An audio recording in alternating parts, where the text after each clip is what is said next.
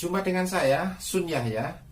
Kali ini saya akan membagi pengalaman selama saya mempelajari dan merangkai pesawat HF-40 dan 80 meter band SSB BITX Spectra. Awal mula ketika saya mendapati skema, dihadapkan pada sebuah pertanyaan. Mana yang harus saya rangkai lebih dahulu? Hasil pengalaman saya yang bisa menjadikan saya lebih mudah mempelajari dan merangkainya sesuai dengan petunjuk senior dan para master yang pada awalnya memberikan arahan kepada saya bahwa merangkai pesawat HF-40 atau 80 meter band SSB lebih tepat kalau kita memulainya dengan merangkai receiver lebih dulu. Jadi kita merangkai penerimanya saja dulu. Tetapi ketika kita akan merangkai penerima blok penerimanya, kita dihadapkan pada pemahaman yang masih sulit. Karena satu skema itu, kami selaku pemula waktu itu, jalur-jalurnya itu pun masih membingungkan saya. Nah, sehingga pada tahapan ini saya akan menyampaikan gambaran yang bisa mudah dipahami. Kita nanti merangkai bagian receivernya dulu dengan blok-blok yang kami tandai dengan rute, dengan jalur yang harapannya lebih bisa diawali dan dimulai untuk perakitan. Baik, kita memulai pada penjelasan secara detail langkah-langkah yang harapannya bisa memudahkan kita memulai merangkai pesawat HF-40 80 meter band SSB BITX Spectra.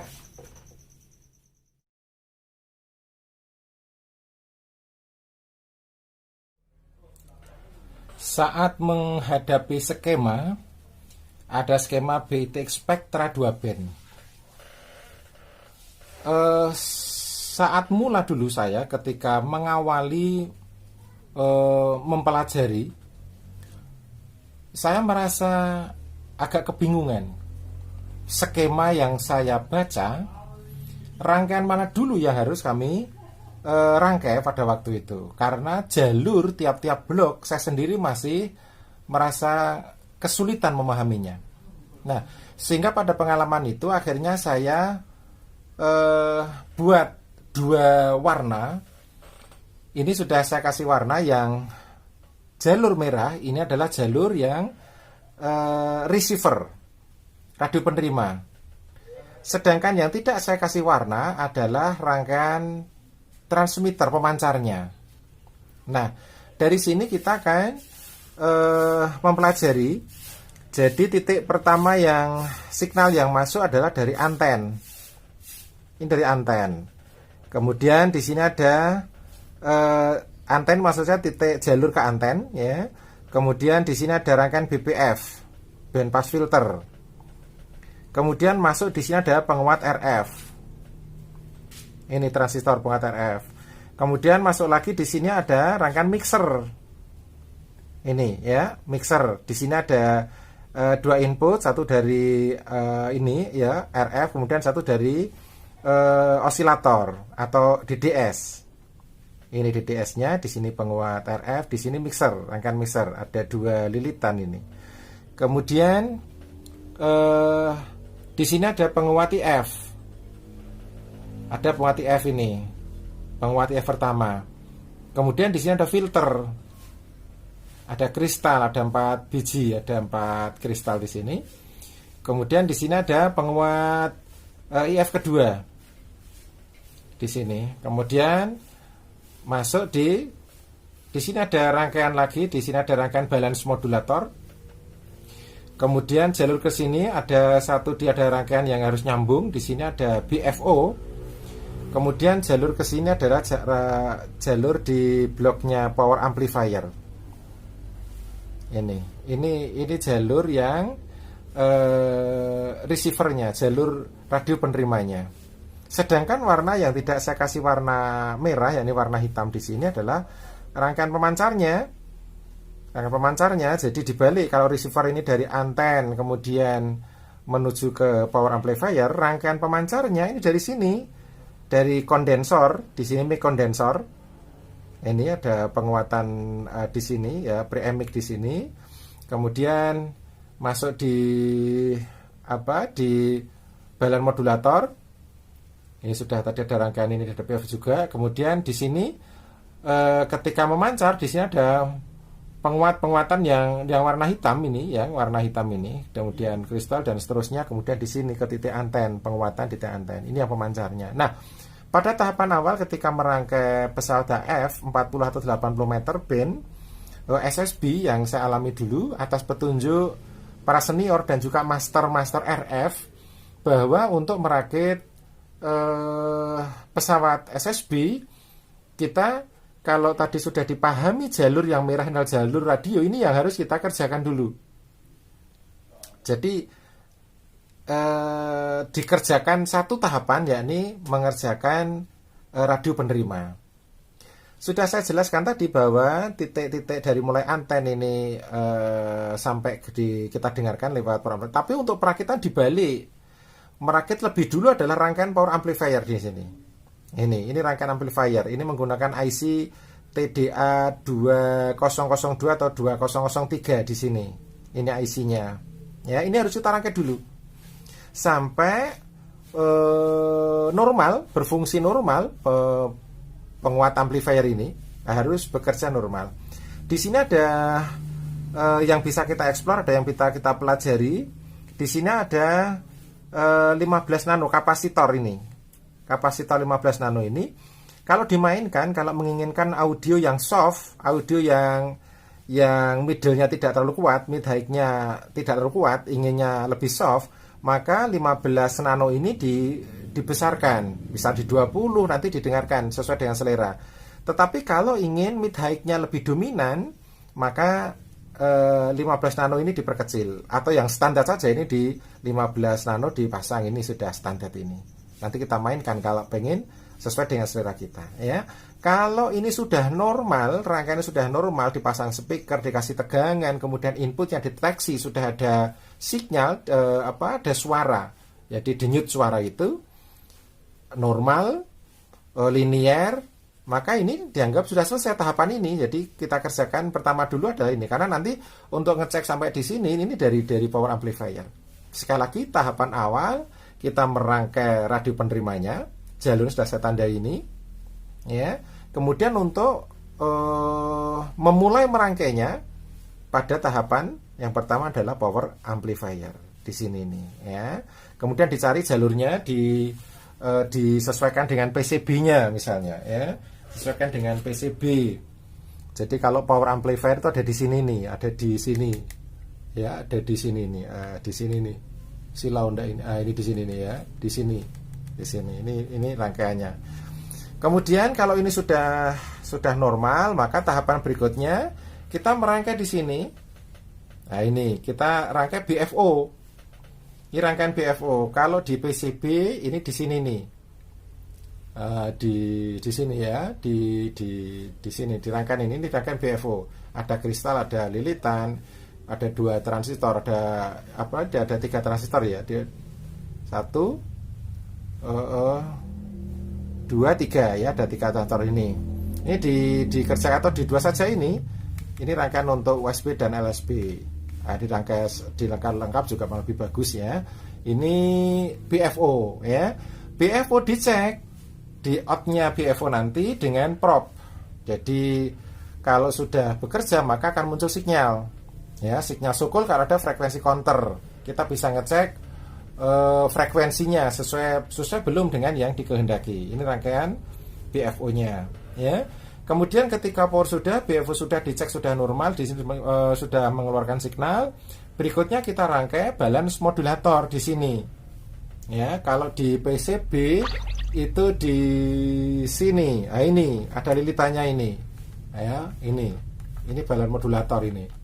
Ya, balon modulator. Kemudian setelah balon modulator, kemudian kita sudah rangkai lengkap ini. Di sini ada kemungkinan muncul adalah VR ini 100 ohm. Kalau kita sulit mendapatkan atau belum mendapatkan nilai RR, variabel resistor atau potensi VR itu kecil itu, Kalau belum mendapatkan nilai ini, maka bisa dicari resistor nilainya 56 2 biji di seri, sehingga mendapatkan titik-titik tepi 2 tengah itu nanti bisa untuk menggantikan ini, untuk menggantikan VR ini, ya.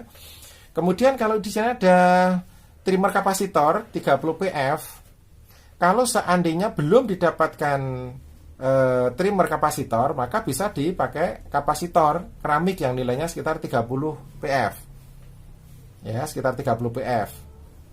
Kalau ini sudah, kemudian di sini jalur berikutnya, di sini ada penguatan IF kedua di sini. Karena merangkainya berbalik, 2 dulu kalau satu yang di sini, ya, satunya di sini. Sehingga kita terbalik merangkainya dari belakang dulu, maka dirangkai penguat IF kedua ini. Nah, dipasang sesuai dengan skema, dipastikan.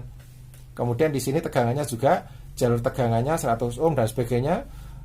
Tegangan 100 ohm, ada dioda, jangan terbalik diodanya, ya. Kemudian kaki transistor diyakinkan tepat. Setelah ini di rangkaian penguat IF kedua sudah dipasang, kemudian balanced modulator sudah terpasang, BFO sudah terpasang, kemudian rangkaian di bloknya power amplifier sudah terpasang dan sudah normal, maka kalau ini sudah berfungsi, kita deteksi di sini, di titik 220 ohm ini kita deteksi dengan pinset atau dengan lubang kecil. Maka nanti kalau ini sudah bekerja, dicek, maka nanti titik ini ditekan, maka nanti akan muncul di sini, muncul denyut yang kuat, dan itu berkesan linear dan ini kuat sekali. Tapi kalau ini belum, BFF belum bekerja sedemikian rupa, maka tentunya cek di sini, maka suaranya tidak akan sedemikian rupa yang diinginkan. Nah, ini sampai di sini ya. Jadi kita merangkainya berbalik. Nah, untuk yang ini, rangkaian yang hitam tidak usah dirangkai dulu, karena ini rangkaian pemancar, ini tidak usah dipasang dulu. AGC sementara tidak usah dipasang dulu. AGC tidak usah pasang dulu. Nanti ada tahapan-tahapannya yang perlu kita cermati lagi. Nah, setelah ini sudah dirasa, sudah denyutnya sudah betul, jadi berasa dedut keras itu, maka filter dipasang. Filter pendek atau filter tinggi. Petunjuk teknisnya, kalau kristal tinggi, ini kapasitornya pakai 100 PF, 220 PF dan 100 PF. Kalau pendek sekitar 33 PF. Saya pakai yang tinggi, sehingga saya pakai kapasitor yang 100 PF, 220 PF dan 100 PF berikutnya itu. Nah, tahapan berikutnya, ketika ini sudah kita anggap sudah tidak ada masalah. Nah, ketika filter ini nanti sudah terpasang, kemudian di sini ada penguat IF yang pertama, ya. Penguat IF pertama ini, tadi saya sudah bilang bahwa AGC-nya tidak usah dipasang dulu. Nah, kalau AGC belum dipasang, maka di titik ini, di titik penguat IF yang pertama ini ada transistor Q2 ini, basis dan kolektor harus dikasih R. Kalau AGC belum terpasang, maka antara basis dan kapasitor harus dipasang R senilai 2K2. Senilai 2K2, ya. Untuk ini agar bisa bekerja harus ada suplai tegangan ini, ya, untuk tegangan sambung R di kolektor dan basis, ya. Karena nanti kalau AGC belum terpasang, R2K2 tidak dikasih R2, maka di sini belum bisa bekerja sebagaimana mestinya, ya. Kecuali nanti kalau AGC sudah terpasang, nanti diambil R2K nanti, karena tegangannya sudah dicatu dari AGC yang nanti berfungsi untuk mengatur keras lemahnya ini audio nantinya, ya. Sampai di sini 2K2 harus dipasang. Ketika masang ini AGC dikesampingkan, tapi ini dibantu dengan 2K2 dipasang, ya. Ketika penguat 1 sudah terpasang dan diyakini benar, maka kita lanjut dengan ini mixer. Ada 2 toroid yang harus dililit. Di sini ada lilitannya dengan petunjuk seperti ini, ya. Jadi lilitannya di sini di ini. Nah, ini rangkaian mixer ini, ya. Rangkaian mixer ini. Untuk toroidnya bisa didapat dari ini tukang servis lampu hemat energi, bisa didata. Nah, ya, kita bicara yang praktis saja ini, kita bicara yang praktis saja. Jadi ini dua lilitannya dipasang sesuai dengan petunjuk. Ketika mixer sudah terpasang, maka yang perlu kita perhatikan adalah jalur yang masuk ini di mixer, ya ini jalur dari RF ini, dari jalur anten ini yang lewat BPF kemudian penguat RF, dan ada titik yang di sini ada osilator atau DDS. Nah, ini harus kita perhatikan, harus benar-benar kita perhatikan jalur ini ya. Artinya ini tahapan yang sudah pada penghujung, yang harapannya kalau ini sudah normal, ini di sini nanti yang harus kita optimalkan di sini ya. Mixer sudah terpasang, di sini kemudian ada penguat RF. Di sini ada jalur VFO, osilator ya, atau osilator di sini, atau kalau ada DDS ya DDS. Ini harus dipasang, diyakinkan benar, kaki-kakinya benar sesuai dengan skema yang ada. Begitu juga untuk penguat RF harus terpasang sedemikian rupa ya. Kalau penguat RF sudah dipasang, kemudian VFO atau osilator atau DDS sudah terpasang, maka nanti ketika ini sudah terpasang dengan bekerja sebagaimana mestinya dan settingan DDS sudah betul, kemudian VFO frekuensinya juga sudah tepat sebagaimana titik kerjanya, maka nanti di input basis ini ketika kita deteksi dengan anten misalnya, kalau BFO sudah normal, kemudian VFO sudah normal, kemudian rangkaian mixer sudah terpasang, kemudian semuanya sudah terpasang, ini tadi sudah dicek yakin benar, kemudian sini benar, maka ketika ini dideteksi dengan titik anten gitu, dengan ujung konektor anten yang anten, maka di sini sudah terdengar keras, dan ini sudah bisa memonitor. Kalau ini kita DDS misalnya dengan nilai tertentu, di sini sudah bisa monitor. Sebelum ada BPF, ini sudah ada monitor. Dan ini sudah kuat sekali di sini. Kita deteksi sudah deteksi deut gitu, deut. Dan kalau dikasih anten sudah bunyi, bisa monitor. Nah ini ya. Kemudian kita lanjutkan lagi dengan BPF. Karena ini BI take spektra 2 band, kita konsentrasikan di salah satu band dulu, misalnya di 40 meter band, dipasang sesuai dengan petunjuk, lilitannya harus sesuai ya. Setelah BPF sudah terpasang, anggap aja kita rangkai satu saja dulu BPF-nya, salah satu band 40 misalnya, maka ini harus kita yakinkan bahwa rangkaian ini sudah benar, termasuk di sini sampai di titik in-nya BPF ini. Di sini ada R yang harus punya tegangan, kemudian di sini titik anten. Nah, ketika ini semua sudah terpasang dan sudah bunyi sampai di sini pasang BPF, tinggal nanti di trim, di setting ya pada titik receive yang paling kuat, nanti di trim, dikuatkan di sini ini ya, sampai di sini. Nah ini yang kita rangkai adalah rangkaian penerima lebih dulu, rangkaian penerima. Untuk yang hitam-hitam kita kesampingkan karena ini rangkaian pemancar nanti saja. Yang penting bisa receive dulu. Ini teman sekalian, pengalaman saya ketika merakit pertama kali. Saya ini pemula waktu itu, dan saya merasa senang sekali karena dengan petunjuk para master, para senior, mengikuti petunjuknya, kita rangkai radio dulu, radio penerima, dan harus power, dan seperti yang saya ceritakan ini memudahkan bagi kita untuk segera bisa melanjut pada tahapan berikutnya. Dan ini sudah bunyi, ini luar biasa senangnya waktu itu ya. Untuk tahapan pemancar berikutnya, nanti kita tahapan berikutnya, yang jelas ini targetnya adalah bunyi dulu.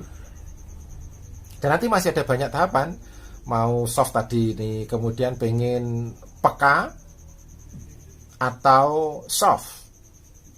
Peka itu artinya terlalu peka, nanti semacam over itu juga masalah yang perlu kita selesaikan. Tetapi target awal ini bunyi. Kalau kita sudah sesuai dengan prosedur yang ada, komponennya dengan sedemikian rupa, pada tahapan ngikuti seperti ini, saya kira optimis ini sudah bunyi, dan tentunya menjadi sesuatu yang sangat menyenangkan. Ini pengalaman yang perlu saya bagi pada tahapan awal merangkai. Sekali lagi pada tahapan awal merangkai. Mudah-mudahan teman-teman yang masih berpikir kekhawatiran bunyi atau tidak, atau bagaimana caranya, pengalaman yang saya bagi ini mudah-mudahan bisa membantu dan bisa bermanfaat. Dan seandainya pun nanti ada kendala-kendala teknis, kita sharing bersama dan belajar bersama mengatasi masalah itu. Dan apa yang saya alami pada tahapan berikutnya, setiap blog nanti akan pengalaman yang muncul, yang bisa dimungkinkan nanti muncul, nanti kami share di tahapan berikutnya. Terima kasih, selalu belajar dan semangat berkarya. Jenengan Gresik apa Surabaya nggih Pak Is? Kalau boleh tahu, Yankee Bravo 3, Bravo istri, Yankee Bravo 3, Charlie Charlie November, Gandhi, YG3 CCN, YB3 BX.